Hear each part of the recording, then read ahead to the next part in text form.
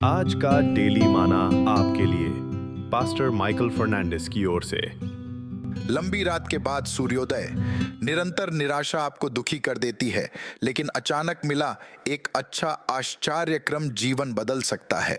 नीति वचन 13:12।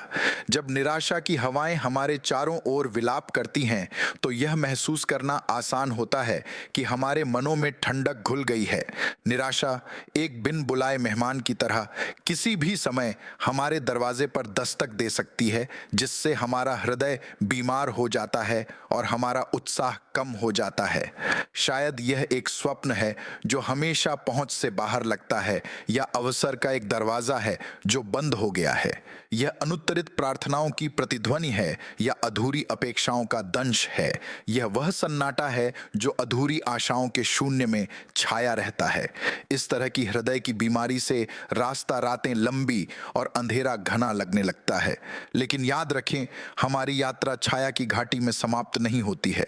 आशा का प्रभु हमें हमारे कष्टों से ऊपर उठने के लिए प्रेरित करता है।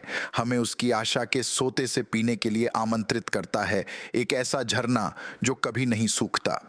सो परमेश्वर, जो आशा का दाता है, तुम्हें विश्वास करने में सब प्रकार के आनंद और शांति से परिपूर्ण करे, कि पवित्र आत्मा की सामर्थ्य से तुम्हारी आशा बढ़ती जाए। रोमियो 15:13। आशा के बिना जीवन घेरा मोड़ में जीवन है, उदासीन, अंधकारमय और थका हुआ। लेकिन परमेश्वर ने हमें लगातार निराशा से भरा जीवन जीने के लिए नहीं बनाया है। उन्होंने अपने दैवी पटिया के पूर्ण वर्णक्रम का अनुभव करने के लिए हम में जीवन दिया है। आनंद के रंग, शांति के रंग और प्रेम के रंग।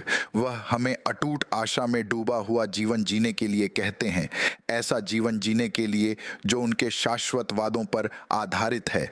जब हमारे मनों में आशा का नवीनीकरण होता है, तो यह लंबी रात के बाद अंधकार को भेदने वाली सूरज की पहली किरणों की तरह होती है। यह एक दैवी सरसराहट है जो हमें याद दिलाती है कि हमारे दुख एक रात के लिए सहन हो सकते हैं, लेकिन आनंद सुबह आती है।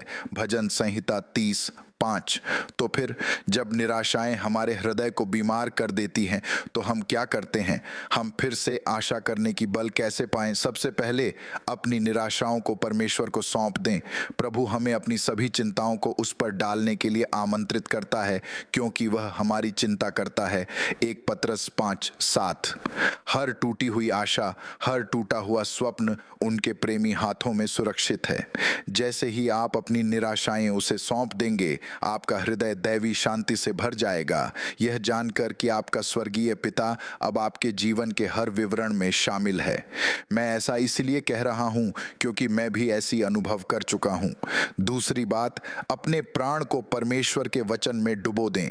पवित्र शास्त्र अनंत काल आशा के स्रोत हैं, जो परमेश्वर के अपरिवर्तनीय वादों और उनके दृढ़ प्रेम से भरे हुए हैं।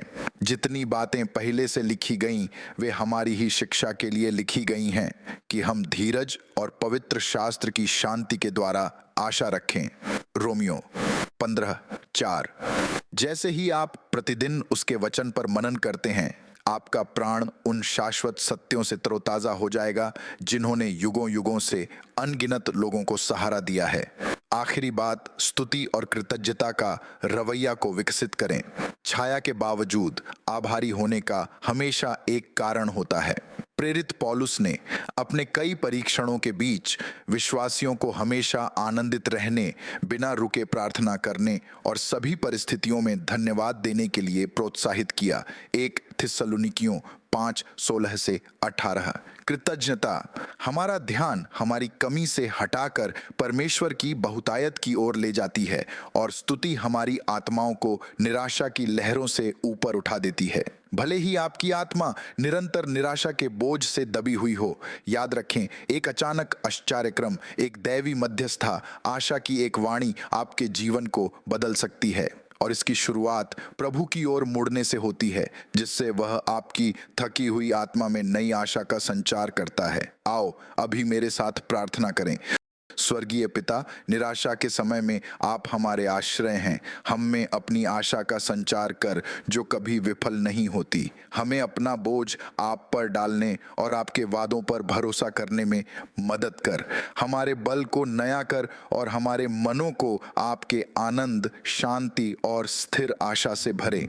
यीशु के नाम में आमीन।